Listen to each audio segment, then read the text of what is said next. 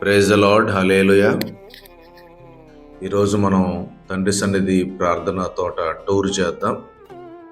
ముందుగా షాలేం రాజు గారు ఇంచుమించు నాకు తెలిసి బహుశా 10-13 ఎకరాల్లో యొక్క ప్రార్థనా తోటను ఆయన స్థాపించారు. చాలా చక్కగా, అంటే మొత్తం కూడా తోట అంటే చెట్ల మధ్యలో ప్రార్థించుకోవటానికి చాలా సౌకర్యంగా ఉండటానికి, సేవకులకైనా విశ్వాసులకైనా పిల్లలతో వచ్చేవారికైనా అందరికీ కూడా చక్కగా కుటుంబంతో కలిసి ప్రార్థనలు గడపడానికి, పిల్లలు ఆడుకుంటూ వాళ్ళని అక్కడ స్వేచ్ఛగా వదిలేసి ఇదిగో ఇలాంటి పక్షుల మధ్య మంచి పచ్చిక వాతావరణంలో ఇలాంటి ప్రార్థనా స్థలంలో వారిని ఆడుకోవటానికి వదిలేసి చక్కగా మనం కుటుంబంతో గడుపుతూ ప్రార్థన చేసుకోవటానికి ఇది ఒక మంచి స్థలం అని చెప్పుకోవాలి. ఇలాంటి ఒక మంచి ఏర్పాటు చేసినటువంటి షాలేం రాజు గారికి ప్రత్యేకమైనటువంటి కృతజ్ఞతలు. ప్రార్థన అనేటువంటిది చాలా అవసరం కదా. ఎందుకంటే ప్రభు అంటాడు, మీరు శోధనలో ప్రవేశించకుండా ఉండనట్లుగా ప్రార్థన చేయమని అంటారు. అలాగనే విసుగక ప్రార్థన చేయమంటారు. ఏలియా కూడా చూడండి, వర్షము కురవకుండా ఉండనట్లుగా ఆయన ఆసక్తితో ప్రార్థన చేయగా వర్షము కురవలేదు, మళ్ళీ ఆయన ప్రార్థన చేయగా ఆసక్తితో వర్షం కురిసిందని అంటారు. అలాగనే పేతురు సంకెళ్లతో బంధించబడినటువంటి సందర్భంలో కూడా సంఘమంతా అత్యాశక్తితో ప్రార్థన చేయగా దేవుడు అతనికి విడుదలనిచ్చారు. అలాగనే పౌలు శీలాలు కూడా వారు చేతులు కాళ్లకు సంకెళ్లతో బంధించబడి బాగా గాయములతో కొట్టబడి చెరసాలలో వేసినటువంటి సందర్భంలో వారు చక్కగా కీర్తనలు పాడుతూ దేవునికి ప్రార్థన చేశారు. భూమి కంపించింది. వారికి ఉన్నటువంటి బంధకాల నుంచి దేవుడు విడుదల చేశాడు. అంతేకాదు జైలు అధికారి కుటుంబమునకు రక్షణ దొరికింది. వారు బాప్టిజము పొందుకున్నారు. దేనివల్ల సాధ్యము అని అంటే ప్రార్థన వల్లనే కదా.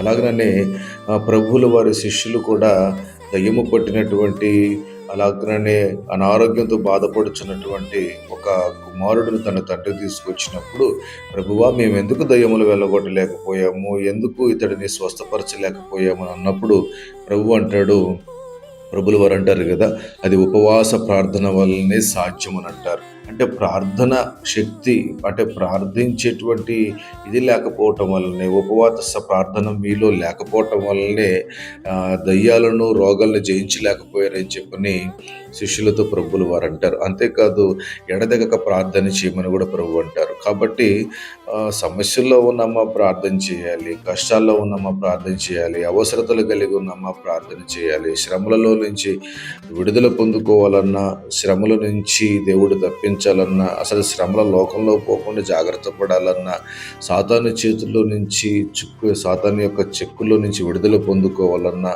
కుటుంబ సమస్యల నుంచి విడుదల పొందాలన్నా, పశువుల మందులు, వ్యాపారము, ఉద్యోగములు, చదువులు, కాలేజీలు, అలాగనే పొలం పనులు, ప్రతి విషయంలో దీవించబడాలనంటే ప్రార్థనే కదా అన్నిటికీ కూడా మనకి బలమును చేకూర్చేది. కాబట్టి ఇలాంటి ఒక చక్కటి చక్కగా ప్రార్థించుకోవటానికి ఇలాంటి ఒక మంచి స్థలమును ఏర్పాటు చేశారు.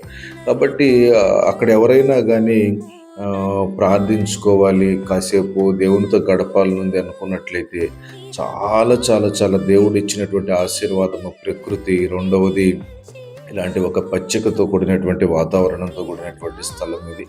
కాబట్టి ఇక్కడికి చక్కగా వచ్చి ప్రార్థన చేసుకోవచ్చు. రకరకాలుగా ఏర్పాటు చేశారు. సంఘముగా ప్రార్థన చేసుకోవచ్చు, వ్యక్తిగతంగా ప్రార్థన చేసుకోవచ్చు, పచ్చికలో చెట్ల మధ్యలో ప్రార్థన చేసుకోవచ్చు. ఎలాగా మనకి సౌకర్యంగా ఉంటుందంటే అలాగ ప్రార్థన చేయొచ్చు. కాసేపు అక్కడ చుట్టూతా తిరుగుతా కాసేపు అలా గడపచ్చు. మనం ఎలాగైనా ప్రార్థనలో గడపచ్చు. ముఖ్య ఉద్దేశం ఏంటంటే ప్రార్థన అనేటువంటిది క్రైస్తవుడికి ఒక బేస్ లాంటిది కాబట్టి, పునాది లాంటిది కాబట్టి, ఇలాంటి ఒక మంచి ప్రార్థనా స్థలమునకు వచ్చి దేవునితో గడిపి అన్ని విషయాల్లో విజయాన్ని పొందుకోవాలనేటువంటి ఉద్దేశంతో ఈ ప్రార్థన తోటను ఏర్పాటు చేశారు. చాలా చక్కగా ఉంది చూడండి. రండి, వచ్చి బలపడండి. దేవుడు అందరిని దీవించును గాక. ఆమేన్.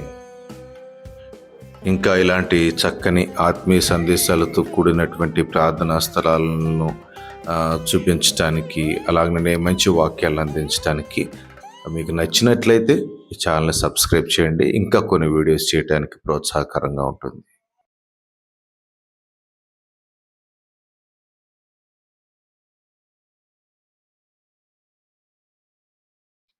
Thank you. Thanks for watching.